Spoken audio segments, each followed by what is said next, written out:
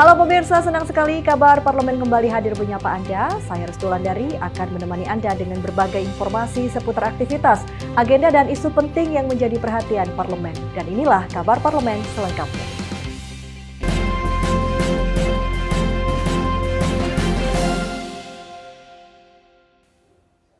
Kabar pertama pemirsa, pimpinan DPR RI menggelar rapat bersama sejumlah menteri untuk membahas polemik penonaktifan peserta BPJS Kesehatan penerima bantuan iuran atau PBIJK di Kompleks Parlemen Senayan, Jakarta. Rapat ini difokuskan pada perbaikan tata kelola jaminan sosial kesehatan terintegrasi sebagai respon atas dinamika yang berkembang di masyarakat. Sebelumnya, sekitar 11 juta peserta PBI BPJS Kesehatan dinonaktifkan per 1 Februari 2026. Pimpinan DPR RI menggelar rapat bersama pemerintah membahas perbaikan ekosistem tata kelola jaminan sosial kesehatan terintegrasi di ruang Komisi 5 DPR Kompleks Parlemen Senayan, Jakarta pada Senin 9 Februari 2026. Rapat ini dipimpin Wakil Ketua DPR RI Sufmi Dasko Ahmad. Hadir juga Wakil Ketua DPR RI Sari Yulianti dan Saan Mustafa. Selain itu turut hadir Menteri Keuangan Prubaya Yudi Sadewa, Menteri Kesehatan Budi Gunadi Sadikin, Menteri Sosial Saifullah Yusuf, Menteri PPN atau Kepala Bappenas Rahmat Pambudi, Kepala Badan Pusat Statistik Amalia Adininggar Widya Santi, dan Direktur Utama BPJS Kesehatan Ali Gufron Mukti. Turut hadir Ketua Komisi 8 DPR RI Marwan Dasopang, Wakil Ketua Komisi 8 DPR RI Abdul Wahid, Wakil Ketua Komisi 9 DPR RI Yahya Zaini. Dasko mengatakan agenda rapat mengenai polemik penonaktifan BPJS Kesehatan PBIJK atau penerima bantuan iuran jaminan kesehatan. Rapat ini sebagai respon atas dinamika terjadi di masyarakat. Lebih jauh, Dasko menerangkan PBI merupakan sebuah program bantuan sosial dari pemerintah kepada masyarakat yang tidak mampu berupa jaminan kesehatan nasional agar mereka tidak perlu mengeluarkan biaya berobat. Meski begitu, tidak semua masyarakat berpeluang mendapatkan BPJS Kesehatan PBI ini. Hanya mereka dari kalangan miskin atau rentan miskin yang berhak menjadi prioritas program tersebut. Karenanya, perlu ada perbaikan ekosistem tata kelola jaminan kesehatan terintegrasi dalam rangka mitigasi penonaktifan program BPJS Kesehatan penerima bantuan iuran. Mahendra Dewananta, Adi Chandra, Berita Nasional TV. Selanjutnya pemirsa, Wakil Ketua DPR RI Sufmi Dasko Ahmad memimpin rapat kerja bersama pemerintah merespon polemik penonaktifan sekitar 11 juta peserta PBI BPJS Kesehatan per 1 Februari 2026. Rapat digelar untuk mencari solusi atas dampak perubahan data kepesertaan yang memicu keluhan di masyarakat, termasuk pasien gagal ginjal yang tertahan layanan medis. Menteri Keuangan. Wakil Ketua DPR RI Sufmi Dasko Ahmad memimpin rapat kerja dengan pemerintah menanggapi polemik penonaktifan sejumlah peserta penerima bantuan iuran Badan Penyelenggara Jaminan Sosial atau PBI BPJS Kesehatan di ruang Komisi 5 DPR Kompleks Parlemen Senayan, Jakarta pada Senin 9 Februari 2026. Pimpinan Dewan Perwakilan Rakyat menggelar rapat kerja sama sejumlah kementerian mencari jalan keluar dari polemik penonaktifan sejumlah peserta PBI BPJS Kesehatan. Dan juga di sini Wakil Ketua DPR Sufmi Dasko Ahmad memimpin pembukaan rapat dengan mengatakan pertemuan ini merupakan wujud dari respon lembaga legislatif. Dasko didampingi Wakil Ketua DPR lain yakni Sari Yulianti dan Saan Mustafa. Turut hadir pula pimpinan Komisi 8, Komisi 9, dan Komisi 11 DPR. Diagendakan rapat konsultasi antara pimpinan DPR RI, pimpinan Komisi 8, pimpinan Komisi 9, dan pimpinan Komisi 11 DPR RI dengan Menteri Keuangan, Menteri Sosial, Menteri Kesehatan, Menteri Perencanaan Pembangunan Nasional, dan Kepala dan Wakil Kepala Badan Pusat Statistik serta Direktur Utama BPJS Kesehatan sebagai respon DPR RI atas dinamika yang terjadi di masyarakat terkait penonaktifan kepesertaan BPJS Kesehatan segmen PBI atau penerima bantuan iuran jaminan kesehatan. PBI merupakan sebuah program bantuan sosial dari pemerintah kepada masyarakat yang tidak mampu berupa jaminan kesehatan nasional agar mereka tidak perlu mengeluarkan biaya berobat. Namun tidak semua masyarakat berpeluang mendapatkan BPJS Kesehatan BPI ini. Hanya mereka dari kalangan miskin atau rentan miskin yang berhak menjadi prioritas program tersebut.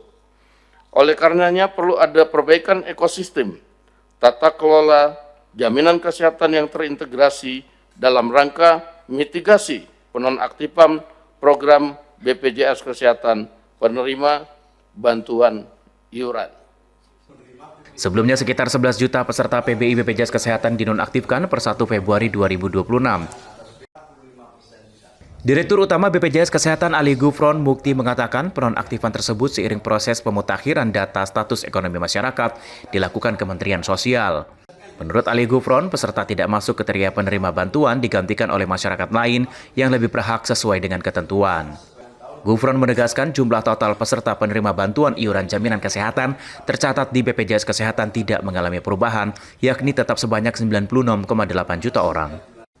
Perubahan data peserta PBI BPJS Kesehatan secara tiba-tiba memicu polemik, terutama setelah berdampak pada pasien gagal ginjal yang membutuhkan layanan cuci darah. Komunitas pasien cuci darah Indonesia melaporkan sedikitnya 30 pasien gagal ginjal tertahan di loket pendaftaran rumah sakit karena status kepesertaan BPJS Kesehatan mereka tiba-tiba dinonaktifkan. Menteri Sosial Saifullah Yusuf mengatakan peserta dinonaktifkan masih bisa mengajukan reaktivasi apabila terbukti memenuhi kriteria, yakni berada pada kelompok desil 1 hingga desil 4 dalam DTSN. Sembari proses reaktivasi berjalan, Saifullah meminta rumah sakit dan fasilitas kesehatan tidak menolak pasien penerima bantuan iuran jaminan kesehatan yang membutuhkan layanan cuci darah maupun pelayanan medis mendesak. Alokasinya tetap cuma dialihkan. Ibu tapi benar ya, Bu, ada ratusan ya, Bu, ratusan yang tiba-tiba dinonaktifkan. Jutaan. Jadi tahun lalu aja kita menonaktifkan lebih dari 13 juta ya. 87.000 diantaranya melakukan reaktivasi. Jadi ada proses reaktivasi. Boleh ya warga yang mungkin merasa memenuhi kriteria untuk melakukan reaktivasi. Jadi diaktifkan kembali. Jadi dari 13 juta untuk tahun lalu ya, ini saya bicara tahun 2025 itu kita menonaktifkan untuk menonaktifkan itu artinya mengalihkan yang dari yang kita anggap tidak memenuhi kriteria kepada mereka yang memenuhi kriteria. Dari 13 juta itu yang diaktifkan kembali itu sekitar 87.000. Terus untuk reaktivasinya kan 7 langkah itu nggak? Mahendra Dewananta, Ade Chandra, Berita Nasional TV. Masih terkait BPJS, pemirsa, DPR dan pemerintah menyepakati 5 poin hasil rapat perbaikan tata kelola jaminan sosial kesehatan terintegrasi di Kompleks Parlemen Senayan, Jakarta. Salah satu keputusannya, seluruh layanan kesehatan tetap berjalan dan iuran peserta PBI BPJS Kesehatan dibayarkan pemerintah selama 3 bulan ke depan.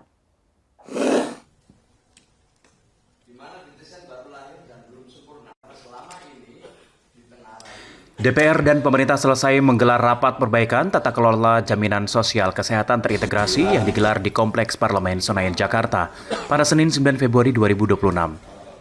Rapat dipimpin Wakil Ketua DPR RI Sufmi Dasko Ahmad didampingi 2 pimpinan DPR lain yakni Sari Yulianti dan Saan Mustafa. Perwakilan pemerintah dihadiri sejumlah menteri, diantaranya Menteri Keuangan Purbaya Yudi Sadewa, Menteri Kesehatan Budi Gunadi Sadikin, dan Menteri Sosial Saifullah Yusuf. Rapat berlangsung kurang lebih 2 jam dengan disepakati 5 poin kesepakatan penting. Wakil Ketua DPR RI Sufmi Dasko Ahmad membacakan kesimpulan rapat. Dasko menerangkan DPR dan pemerintah sepakat dalam rangka jangka waktu 3 bulan ke depan, semua layanan kesehatan tetap dilayani dan PBI dibayarkan pemerintah. Pemerintah dan DPR sepakat mengecek desil dengan data pembanding terbaru. Selain itu disepakati optimalisasi anggaran APBN dialokasikan dengan data akurat. Hasil rapat menyepakati BPJS Kesehatan untuk aktif melakukan sosialisasi jika ada penonaktifan kepesertaan PBI dan PBPU atau pekerja bukan penerima upah Pemda. Rapat juga menyepakati perbaikan ekosistem tata kelola jaminan kesehatan yang terintegrasi menuju satu data tunggal. DPR dan pemerintah sepakat dalam jangka waktu 3 bulan ke depan, Kemensos, Pemda, BPS, BPJS Kesehatan melakukan pengecekan dan pemutakhiran desil dengan data pembanding terbaru. 3. DPR dan pemerintah sepakat untuk memaksimalkan anggaran yang sudah dialokasikan di APBN secara tepat sasaran dan dengan data yang akurat. 4. DPR dan pemerintah sepakat agar BPJS Kesehatan aktif melakukan sosialisasi dan memberikan notifikasi ke masyarakat apabila terjadi penonaktifan kepesertaan PBI dan BPPU PMK. 5. DPR dan pemerintah sepakat terus melakukan perbaikan dan mewujudkan ekosistem tata kelola jaminan kesehatan yang terintegrasi menuju satu data tunggal. Apakah kesimpulan 1.1 sampai dengan poin 5 dapat disetujui? Terima kasih. Dengan demikian, rapat hari ini kita tutup dengan mengucapkan terima kasih. Wabillahi taufiq wal hidayah. Wassalamualaikum warahmatullahi wabarakatuh. Mahendra Dewananta, Adi Chandra, Berita Nasional TV. Kita beralih ke informasi lain, pemirsa. DPR RI menyetujui 8 calon anggota Badan Amil Zakat Nasional atau Basnas dari unsur masyarakat periode tahun 2025 hingga 2030 dalam rapat paripurna. Pengesahan diambil dalam rapat paripurna ke-13 masa persidangan 3 tahun sidang 2025-2026.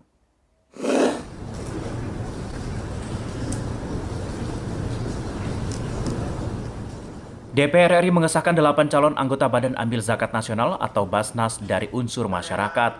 Pengesahan ini diambil dalam rapat paripurna ke-13 masa persidangan 3 tahun sidang 2025-2026 di Kompleks Parlemen Senayan, Jakarta pada Selasa 10 Februari 2026. Rapat dipimpin Wakil Ketua DPR RI Saan Mustafa dengan didampingi Wakil Ketua DPR RI Cucun Ahmad Syamsurizal.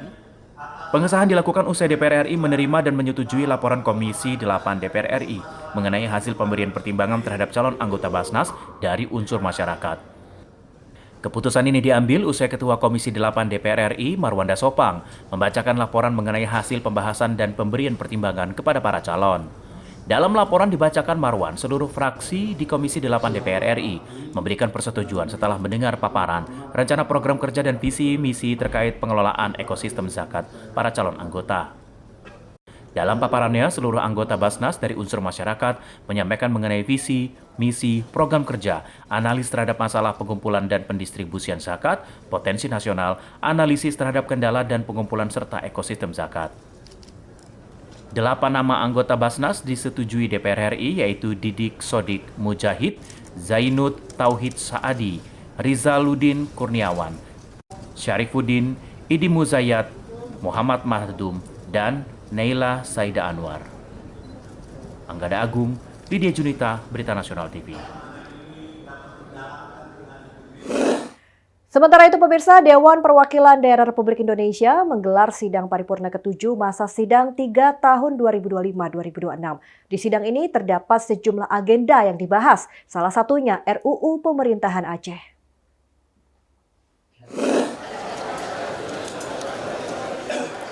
Dewan Perwakilan Daerah Republik Indonesia menggelar sidang paripurna ke-7 masa sidang 3 tahun 2025-2026 di Gedung Parlemen Senayan pada Rabu 11 Februari 2026. Sidang ini membahas sejumlah hal, diantaranya capaian ekonomi nasional, lebih banyak menyoroti perihal fungsi pengawasan. Sidang paripurna menjelang masa reses, kemudian laporan dari seluruh alat kelengkapan, kemudian ada beberapa fungsi pengawasan yang tadi kita sudah putuskan, dan yang paling penting juga karena kita menghadapi bulan Ramadan. Intinya hari ini adalah sidang paripurna untuk mengesahkan beberapa keputusan DPD RI, hasil pengawasan, RUU, dan lain-lain. Salah satunya apa? Dari pemerintahan Aceh. RUU pemerintahan Aceh, ya kan, karena itu juga urgen. Dan tadi seperti yang Ketua PPU sampaikan, mudah-mudahan ini cepat diproses sehingga semacam kado lah buat masyarakat Aceh ya yang baru saja terkena. Selain itu, sidang paripurna DPD RI menjelang masa reses juga mengesahkan beberapa keputusan DPD RI dan hasil pengawasan RUU, salah satunya Rancangan Undang-Undang atau RUU Pemerintahan Aceh. Ketua DPD RI Sultan Bahtiar Najamuddin mengatakan harus ada regulasi selevel undang-undang untuk mengakomodasi dan mengatur daerah kepulauan. Kami memberikan apresiasi kepada pemerintah khususnya Pak Presiden karena RUU kepulauan atau daerah kepulauan ada RUU inisiatif DPD. itu RUU betul-betul titik nolnya dari DPD, perjuangan DPD yang sudah cukup lama. Dan kami mendengar kabar baik bahwa beberapa minggu yang lalu, beberapa waktu yang lalu, surpres atau surat presiden kepada DPR terkait dengan RUU daerah kepulauan ini sudah meluncur. Nah, harapan kami ini bisa segera diproses ya, segera diproses dan segera nanti dari RUU ini kemudian bersepakat untuk menjadikan RUU ini sebagai sebuah keputusan politik jadi produk legislasi, jadi undang-undang. Karena ini sangat ditunggu oleh masyarakat daerah, khususnya daerah-daerah kepulauan. Saya mau sampaikan kenapa urgensi undang-undang ini sangat diperlukan. Karena selain memang daerah kepulauan kita punya begitu banyak masukan, kita sudah mau mengubah paradigma dari land base ya, dari berpikirnya daratan itu ke maritim, Dalam rancangan Undang-Undang Pemerintahan Aceh terdapat beberapa poin yang dibahas. Salah satunya mendukung keberlanjutan dana Otsus Aceh. DPD RI berharap kolaborasi yang baik antara DPD dan DPR RI dengan eksekutif daerah kepulauan ini bisa berjalan dengan baik dan menjadi produk legislasi. Mahendra Dewananta, Ade Chandra, Berita Nasional TV. DPR RI soroti polemik kesejahteraan guru. Informasi selengkapnya usai jeda, kabar parlemen segera kembali.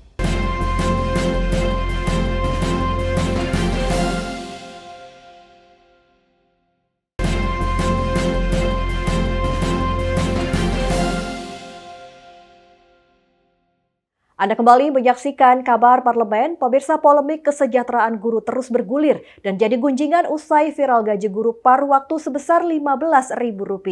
Wakil Ketua Komisi 10 DPR RI Lalu Hadrian Irfani menyorotinya dan mengusulkan dibentuk Badan Guru Nasional. Badan ini langsung berada di bawah Presiden Prabowo Subianto. Polemik tentang kesejahteraan guru terus bergulir usai viral gaji guru berstatus pegawai pemerintah dengan perjanjian kerja atau P3K di Kabupaten Sumedang hanya sebesar Rp15.000. Khusus kepada Berita Nasional TV pada Senin 9 Februari 2026, Wakil Ketua Komisi 10 DPR RI Lalu Hadrian Irfani buka suara mengenai masalah ini. Lalu menyayangkan atas gaji yang diterima oleh guru tersebut. Lebih jauh lalu menyebut pihaknya akan mengusulkan agar dibentuk Badan Guru Nasional yang berada di bawah naungan langsung Presiden Prabowo Subianto. Sehingga mulai dari rekrutmen, penugasan, mutasi, pemberian reward maupun punishment terkelola dengan manajemen yang baik di bawah Badan Guru Nasional. Tujuan dibentuk badan ini agar kesejahteraan guru bisa terjamin. Polemik tentang kesejahteraan guru terus bergulir. Kami di Komisi 10 DPR RI sejak awal menyampaikan jika carut-marut pengelolaan guru ini terus terjadi, maka kami mengusulkan kepada pemerintah bahwa manajemen guru tarik ke pemerintah pusat. Manajemen guru harus berada dalam satu pengelolaan yang benar oleh pemerintah pusat. Bila perlu dibentuk Badan Guru Nasional yang langsung berada di bawah Presiden. Sehingga mulai dari rekrutmen, kemudian penugasan, kemudian mutasi, kemudian pemberian reward maupun punishment terkelola dengan manajemen yang baik di bawah Badan Guru Nasional. Mungkin ini menjadi solusi yang baik terhadap pengelolaan guru kita, sehingga kesejahteraan guru bisa terjamin. Lebih lanjut, Lalu juga mengingatkan keberhasilan pendidikan ditopang dengan peningkatan kesejahteraan guru. Karenanya, Komisi 10 DPR RI akan berupaya pengelolaan guru bisa lebih baik di masa mendatang. Karena perlu diingat bahwa pendidikan yang kuat, keberhasilan pendidikan salah satunya ditopang oleh peningkatan kesejahteraan guru. Oleh sebab itu, saya dan teman-teman di Komisi 10 DPR RI berupaya, berikhtiar agar pengelolaan guru ini bisa lebih baik di masa-masa yang akan datang.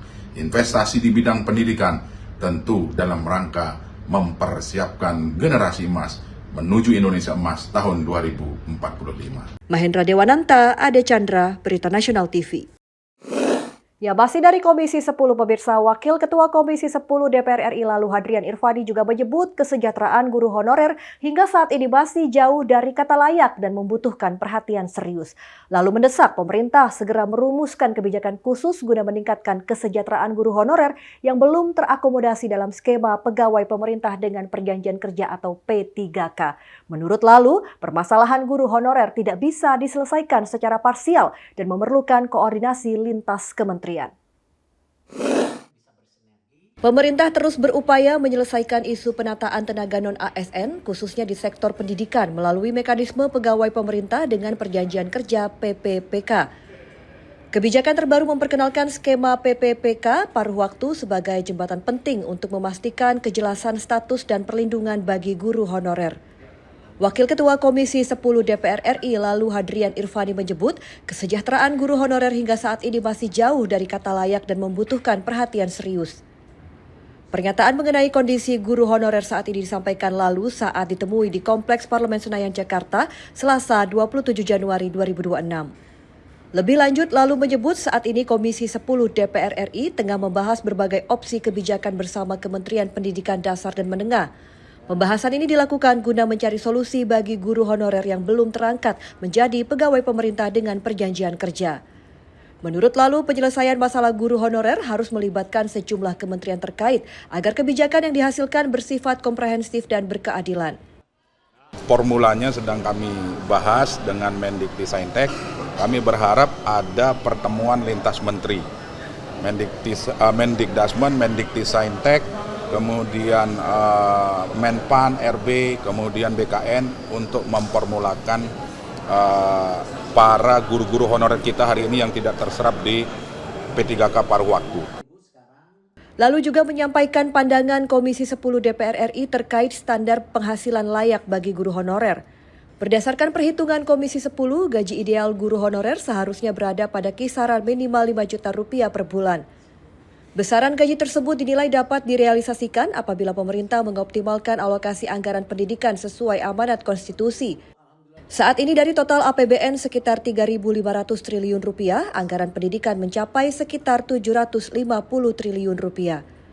Menurut lalu, anggaran pendidikan tersebut merupakan bentuk kelayakan yang wajar, mengingat beban mengajar, tantangan di lapangan, serta kondisi ekonomi nasional yang penuh tidak kepastian. Namun demikian, lalu menilai besarnya anggaran pendidikan belum memberikan dampak langsung terhadap kesejahteraan guru honorer. Lalu mengungkapkan masih banyak guru honorer yang menerima gaji sangat rendah, bahkan hanya Rp250.000 atau di bawah Rp500.000 per bulan, dengan pembayaran tidak pasti. Ya, kami di Komisi 10 sebenarnya selalu menyuarakan, pertama tentang kesejahteraan guru. Kalau saja anggaran pendidikan kita yang 20% mandatory spending yang ada di konstitusi betul-betul diperuntukkan untuk kepentingan pendidikan, maka gaji guru menurut hitungan Komisi 10 itu minimal 5 juta. Gaji guru, itu gaji guru honorer. Gaji guru honorer yang hari ini mereka harus hidup dengan 250.000 per bulan. Sungguh sangat tidak layak negara yang begitu besar, yang begitu kaya ini menggaji guru dengan angka 250.000. Walaupun statusnya honorer. Meski hidup dalam keterbatasan, lalu menegaskan para guru honorer tetap menjalankan tugas dan pengabdian mereka dengan penuh komitmen.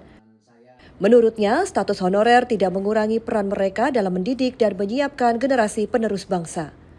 Restu Wulandari, Ade Chandra, Berita Nasional TV.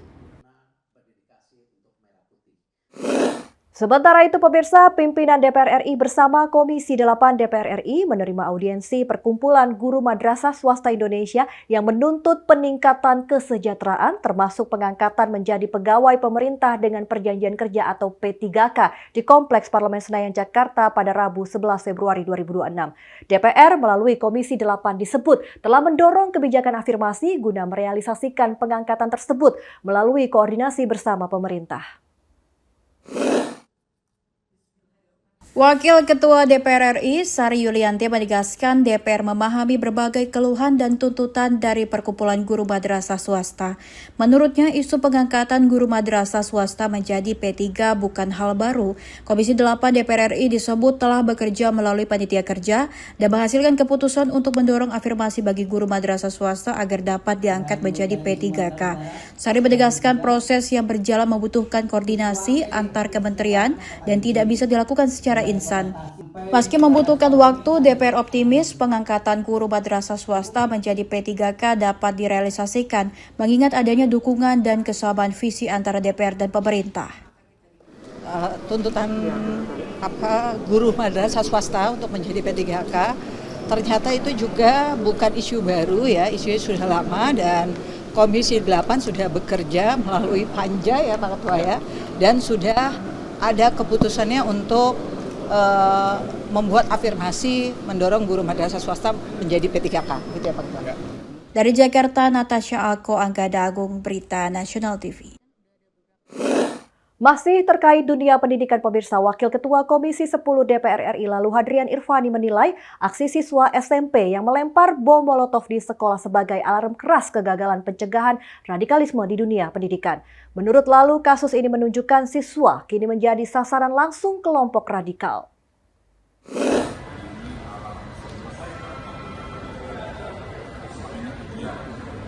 Berkaca dari kasus bom rakitan di SMA N32 Jakarta pada November 2025, aksi radikalisme terus berulang dan kini melibatkan anak usia sekolah menengah pertama.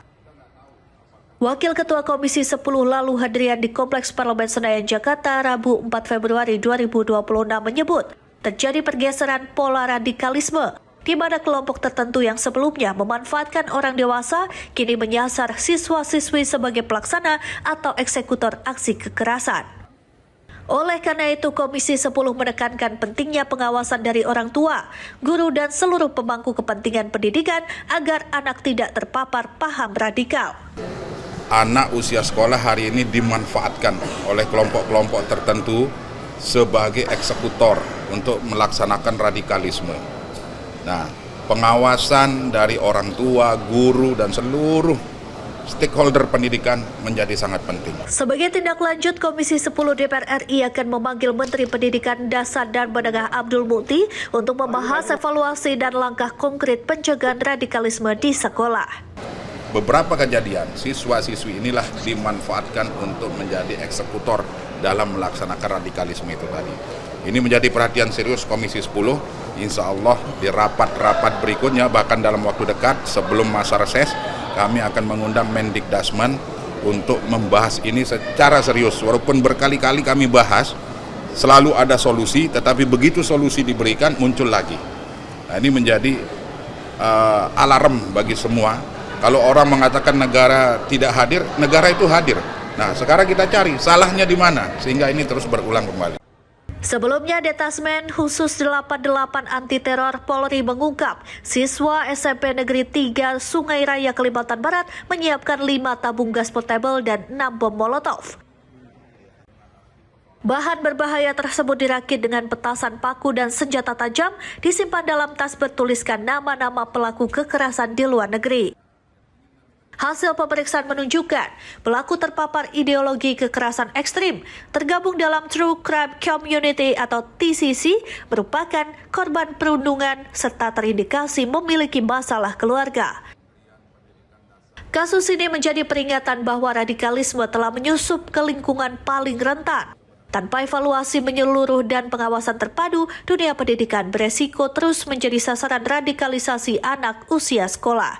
Restu Wulandari, Natasha Alko, Ade Chandra, Berita Nasional TV. MPR RI tegaskan arah Konstitusi 2026. Informasi selengkapnya usai jeda di Kabar Parlemen.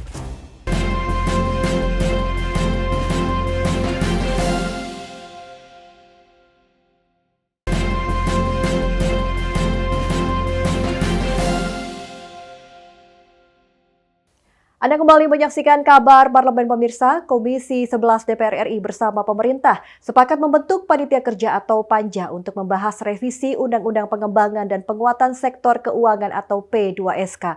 Ketua Komisi 11 DPR RI Muhammad Misbahkun menjelaskan, daftar inventarisasi masalah atau DIM berasal dari pemerintah dan Presiden Prabowo Subianto telah menunjuk sejumlah menteri untuk terlibat langsung dalam pembahasan. Kerja yang dilaksanakan pada Pemerintah dan Komisi 11 DPR RI sepakat membentuk panitia kerja atau panja untuk merevisi Undang-Undang Nomor 4 Tahun 2023 tentang pengembangan dan penguatan sektor keuangan di Kompleks Parlemen Senayan, Jakarta pada Rabu 4 Februari 2026. Ketua Komisi 11 DPR RI Muhammad Misbahkun menyebut panja akan segera melakukan rapat internal untuk menentukan jadwal pembahasan revisi undang-undang tersebut. di daerah DPD dan DPR. Kita menyepakati tadi di dalam rapat Komisi 11 rapat kerja mengenai agenda pembahasan revisi Undang-Undang P2SK, pengembangan dan penguatan sektor keuangan. Kita sepakati dibentuk panja dan panjanya nanti akan rapat internal untuk menentukan jadwal. Dan DIM dari pemerintah, karena ini adalah undang-undang inisiatif DPR, inisiatif itu datang dari judicial review terhadap Undang-Undang Nomor 4 Tahun 2023 mengenai P2SK, maka DPR menggunakan hak kumulatif terbukanya untuk segera melakukan revisi, dan karena ini alternatif inisiatif dari DPR, maka daftar inventarisasi masalahnya datang dari pemerintah. Tadi surat presidennya menunjuk Menteri Keuangan, Menteri Pan-RB, Pendayagunaan Aparatur Negara, Menteri Sekretaris Negara, dan Menteri Hukum untuk membahas bersama-sama maupun sendiri-sendiri terhadap Undang-Undang P2SK ini. Dan jadwalnya nanti akan ada di rapat internal. DIM, daftar inventarisasi masalah, nanti akan diserahkan pada saat di rapat panja. Ada berapa? Misbahkun menjelaskan daftar inventarisasi masalah atau DIM dalam revisi Undang-Undang P2SK berasal dari pemerintah. Presiden Prabowo Subianto telah menunjuk sejumlah menteri untuk terlibat langsung dalam pembahasan, antara lain Menteri Keuangan, Menteri Pan-RB, Menteri Sekretaris Negara, dan Menteri Hukum. Meski demikian, Komisi 11 DPR belum menargetkan waktu penyelesaian revisi Undang-Undang P2SK. Hal ini karena DPR masih perlu menampung berbagai aspirasi dari para pelaku pasar modal dan juga sektor jasa keuangan. Kita ingin kalau membahas undang-undang itu ingin sebaik mungkin, sehingga memberikan respon yang positif terhadap pasar, karena ini menyangkut undang-undang yang mengatur sektor jasa keuangan. Industri keuangan kita perlu diatur lebih kuat lagi dalam undang-undang, dan dengan adanya banyak kejadian di bursa dan pasar modal, maka ini salah satunya adalah untuk ingin mendengar lebih kuat lagi apa yang menjadi aspirasi para pelaku pasar modal ini untuk dikuatkan dalam. Misbahkun menegaskan, revisi Undang-Undang P2SK diharapkan dapat memperkuat industri keuangan nasional dan menjawab berbagai dinamika yang terjadi di bursa dan pasar modal. Menurutnya, aspirasi para pelaku pasar perlu dikuatkan dalam payung hukum agar regulasi sektor keuangan lebih kokoh dan responsif terhadap perkembangan zaman. Lydia Junita, Anggada Agung, Berita Nasional TV. Kita beralih ke informasi lain pemirsa. Wakil Ketua MPR RI Edi Baskoro Yudhoyono menegaskan penguatan konstitusi, keberlanjutan reformasi Polri, dan evaluasi pokok-pokok haluan negara sebagai arah strategis nasional. Penegasan ini disampaikan Ibas saat membuka rapat pleno Komisi Kajian Ketatanegaraan MPR RI tahun 2026. Sementara itu, pimpinan K3 MPR RI Taufik Basari menekankan kajian konstitusi harus berpijak pada demokrasi, keadilan, dan kesejahteraan rakyat. Jadi dinamika di internal negara-negara. Wakil Ketua MPR RI Edi Baskoro Yudhoyono membuka rapat pleno Komisi Kajian Ketatanegaraan atau K3 MPR RI tahun 2026 di Kompleks Parlemen Senayan, Jakarta, Selasa 3 Februari 2026. Rapat ini menjadi forum evaluasi kinerja K3 sepanjang tahun 2025 sekaligus penentuan arah kajian ketatanegaraan ke depan. Dalam arahannya, Edi Baskoro Yudhoyono yang juga Ketua Fraksi Partai Demokrat DPR RI menekankan bahwa penguatan landasan konstitusional dan stabilitas demokrasi merupakan harga mati di tengah ketidakpastian global. Pria yang akrab disapa Ibas ini mengapresiasi kinerja K3 yang dinilai produktif, terlebih dalam hal penyerapan anggaran tahun 2025 yang mencapai 95%. Sebagai laporan dan evaluasi tahun anggaran 2025, kami juga ingin memberikan masukan dan juga informasi lebih lanjut bahwa alhamdulillah bahwa Komisi Kajian dan juga Komisi Kajian Ketatanegaraan telah melakukan penyerapan anggaran sebesar 55%. Di sini ada Bu Sekjen, Kepala Biro yang selama ini juga telah melakukan serangkaian kegiatan penyerapan anggaran. Artinya anggarannya kurang, 95%, nggak pernah cukup gitu. Ibas menilai tingginya serapan anggaran menunjukkan keseriusan K3 dalam menjalankan fungsi kajian dan memberikan penguatan kelembagaan MPR RI. Salah satu isu krusial yang disorot dalam rapat adalah keberlanjutan reformasi Polri.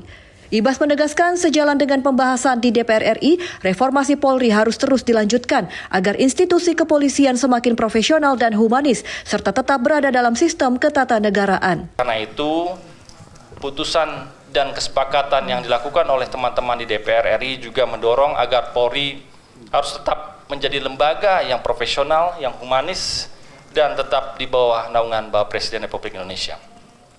Pimpinan K3, Bapak Ibu yang saya hormati. Selain reformasi Polri, Ibas juga menyampaikan progres pokok-pokok haluan negara atau PPHN. Dokumen PPHN telah diserahkan kepada Presiden dan saat ini masih dalam tahap pelajaran sebelum dilakukan koordinasi lanjutan.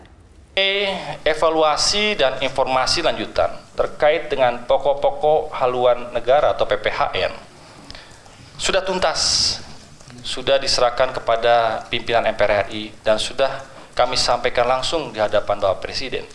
Hanya saat ini kita menunggu seperti pesan yang disampaikan Presiden kepada pimpinan MPR RI untuk mempelajari lebih lanjut, untuk memastikan pokok-pokok yang ditulis dan dikaryakan dalam buku PPHN tersebut sesuai dengan harapan dan kepentingan rakyat luas. Sehingga per hari ini status PPHN masih melihat waktu yang tepat untuk dikoordinasikan lebih lanjut dengan Bapak Presiden. Sementara itu, pimpinan K3 MPR RI Taufik Basari menjelaskan, tahun 2026 kajian K3 akan difokuskan pada pasal 18 dan pasal 33 Undang-Undang Dasar 1945.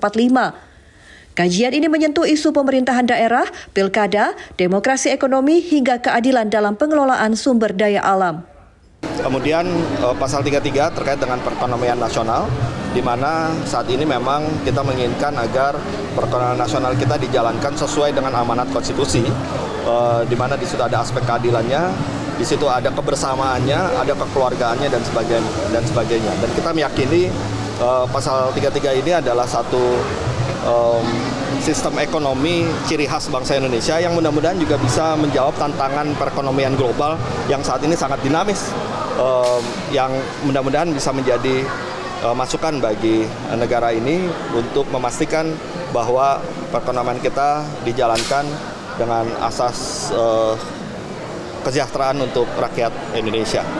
Dan kita juga akan mengkaji tap-tap MPR yang berkaitan dengan pasal-pasal tersebut, yaitu tap MPR tentang otonomi daerah, tentang demokrasi ekonomi, ya, yang juga akan kita lihat ya terkait dengan pembaharuan agraria dan pengelolaan sumber daya alam.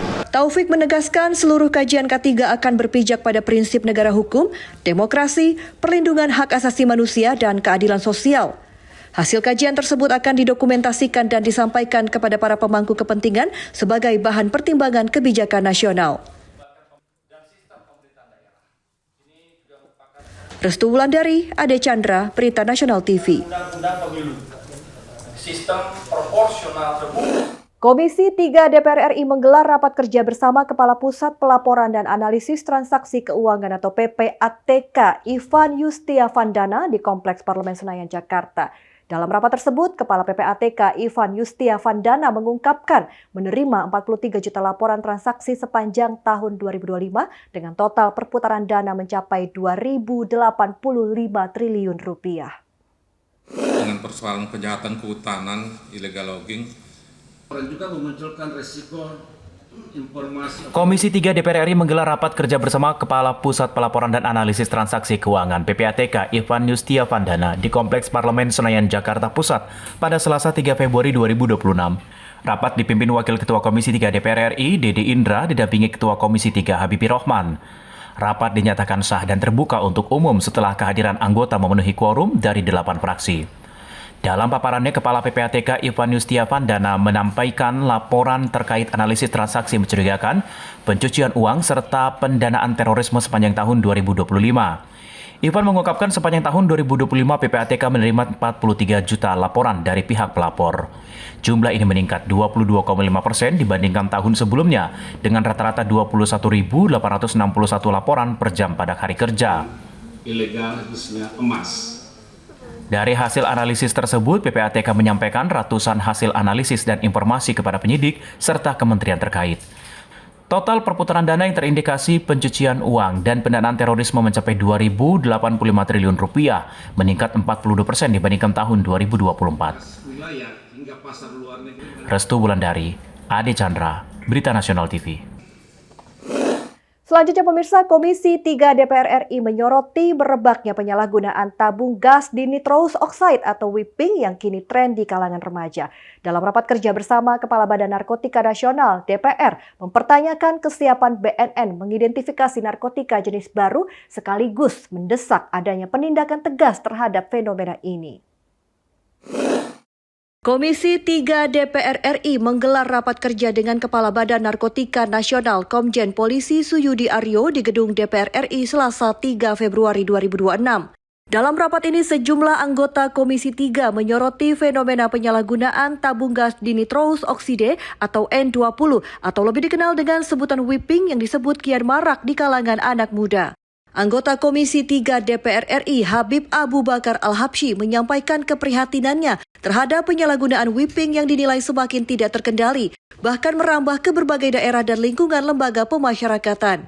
Mulanya, Abu mempertanyakan rencana kerja BNN terkait pengadaan sarana drug signature analysis senilai lebih dari 55 miliar rupiah. Menurutnya, anggaran tersebut menyerap hampir seluruh anggaran laboratorium BNN sehingga perlu dipastikan kemampuannya dalam mengidentifikasi narkotika jenis New Psychoactive Substance atau NPS, termasuk tren penyalahgunaan whipping berbasis gas N20.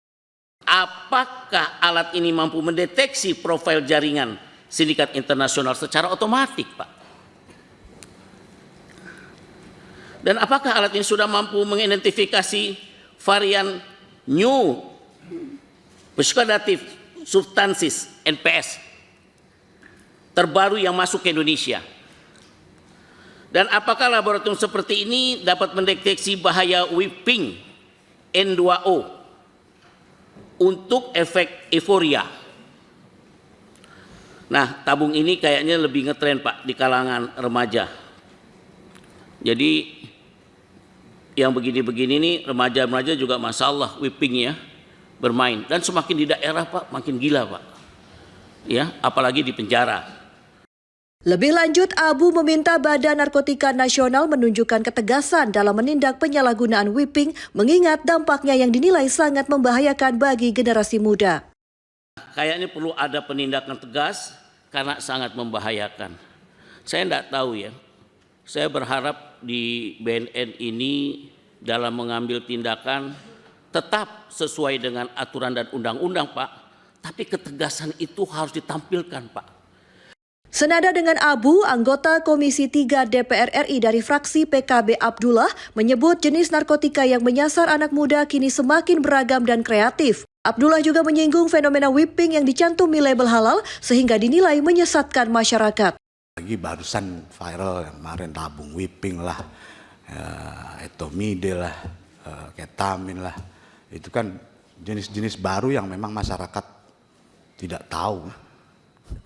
Padahal baru kebongkar ternyata whipping itu ya memang betul untuk bikin kue, untuk gas ketawa lah. Tapi baru viral sekarang. Oleh karena itu ketika memang Sorotan serupa juga datang dari anggota Komisi 3 DPR RI fraksi Golkar, Rikwanto. Ia mempertanyakan kedudukan hukum whipping yang mengandung gas N20 apakah dapat digolongkan sebagai narkotika atau disamakan dengan zat adiktif lain seperti lem Aibon. Tapi kena. Itu usulan kami. Kemudian yang terakhir, ini ada tadi sampaikan juga ada whipping ya. Sudah mulai ini whipping. Gas NO2 itu, apakah ini sudah bisa dimasukkan ke narkotika, narkoba atau tertentu, atau disamakan dengan isep Aibon saja itu, seperti yang teler-teler di jalanan itu. Jadi kalau lem Aibon itu ya untuk kelas bawah gitu ya, karena murah harganya. Kalau whipping untuk kelas menengah atas karena harganya bisa naik gitu. Mantan Jenderal Polisi ini juga menegaskan tren penyalahgunaan whipping tidak bisa dianggap sepele. Rikwanto mendesak Kepala BNN memberikan penjelasan tegas terkait posisi whipping dalam kerangka hukum narkotika nasional. Harganya, kalau whipping untuk kelas menengah atas karena harganya bisa naik gitu. Nah ini cukup membahayakan, ini jadi tren ya. Kemarin ada kasus, mudah-mudahan bukan karena whipping, tapi sudah mulai mengejala. Whipping ini digunakan sebagai alat untuk ya fly ya, supaya kehilangan kesadaran sebentar dan euforia gembira. Nanti bisa mungkin Pak Syudi menjelaskan ya, tentang kedudukan whipping ini di masalah-masalah narkotika. Sementara itu, Badan Narkotika Nasional menyatakan tengah melakukan kajian dan pemetaan terkait penyalahgunaan whipping termasuk menentukan status hukum dan langkah penindakan. Fenomena whipping sendiri belakangan viral setelah ditemukan disalahgunakan sebagai zat pemicu euforia meski awalnya digunakan untuk keperluan industri makanan. DPR menegaskan celah penyalahgunaan ini harus segera ditutup sebelum menjadi ancaman serius bagi generasi muda. Restu Wulandari, Ade Chandra, Berita Nasional TV. Beralih ke informasi lain, pemirsa, Menteri Luar Negeri Sugiono menegaskan keikutsertaan Indonesia dalam Dewan Perdamaian atau Board of Peace ditujukan untuk mendorong perdamaian di Gaza serta memperjuangkan kemerdekaan Palestina. Senada dengan Menlu, DPR RI juga menyatakan dukungan terhadap langkah Presiden Prabowo Subianto. Selain itu, DPR RI juga menegaskan skema keikutsertaan Indonesia dalam pembayaran iuran masih dalam pembahasan pemerintah.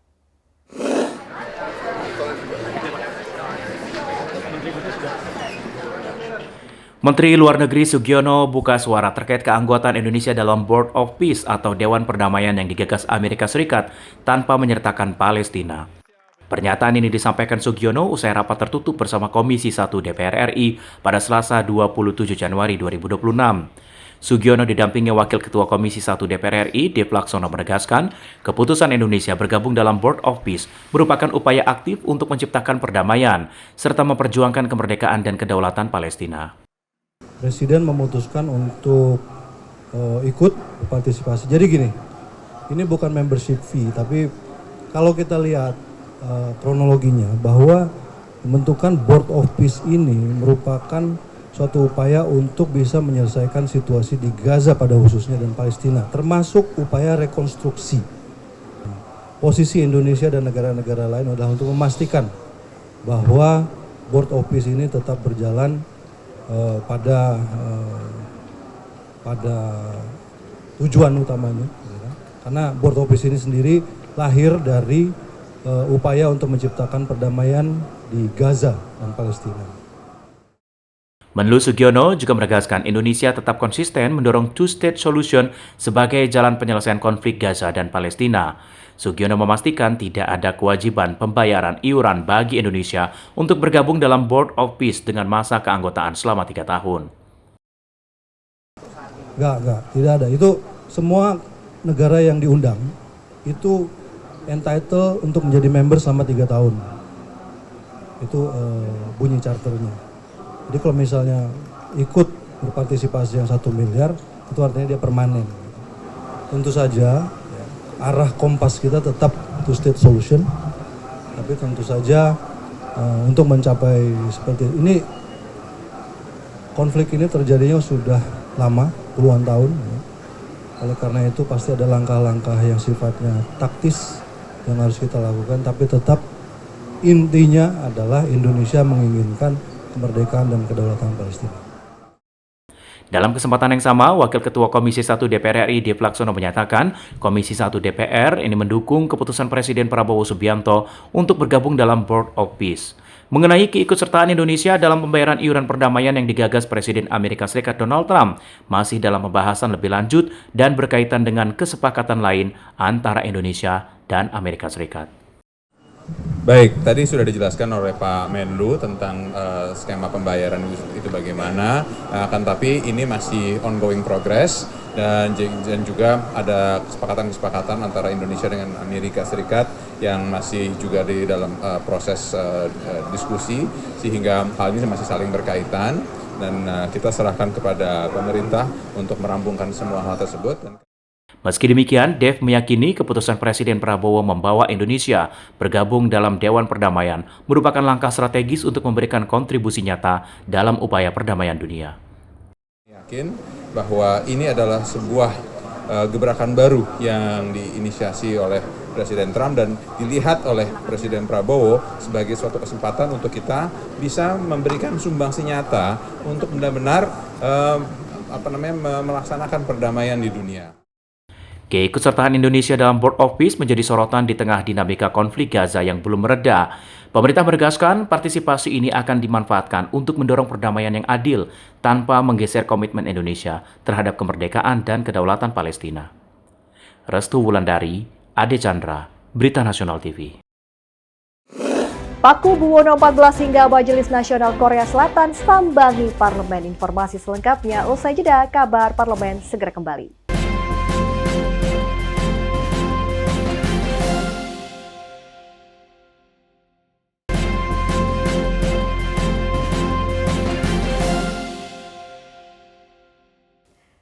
Terima kasih Anda masih bersama kami di Kabar Parlemen pemirsa. Ketua MPR RI Ahmad Muzani menerima kunjungan Ketua Majelis Nasional Korea Selatan Woo Won-sik beserta para anggota Parlemen Korea Selatan di ruang delegasi Gedung Nusantara 5 Kompleks Parlemen Jakarta. Kunjungan ini menjadi momentum memperkuat hubungan diplomatik antara Indonesia dan Korea Selatan yang sudah terjalin selama lebih dari 5 dekade. Ketua MPR RI Ahmad Muzani menerima kunjungan Ketua Majelis Nasional Korea Selatan Woo Won-sik beserta para anggota Parlemen Korea Selatan di ruang delegasi Gedung Nusantara 5 Kompleks Parlemen Jakarta pada Kamis 22 Januari 2026.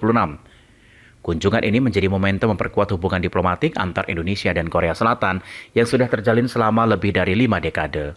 Muzani menyampaikan Indonesia dan Korea Selatan memiliki banyak kesamaan, antara lain sebagai negara mitra di kawasan ASI, anggota G20, serta anggota Asia Pacific Economic Cooperation atau APEC. Karenanya, Muzani menilai kerjasama parlemen ini berperan penting dalam menjaga stabilitas kawasan dan memperkuat ketahanan ekonomi di saat situasi global semakin tidak menentu. Menurut Muzani, peran pimpinan parlemen sangat penting untuk memastikan hubungan antar negara tetap terjaga dengan baik dan saling menguntungkan.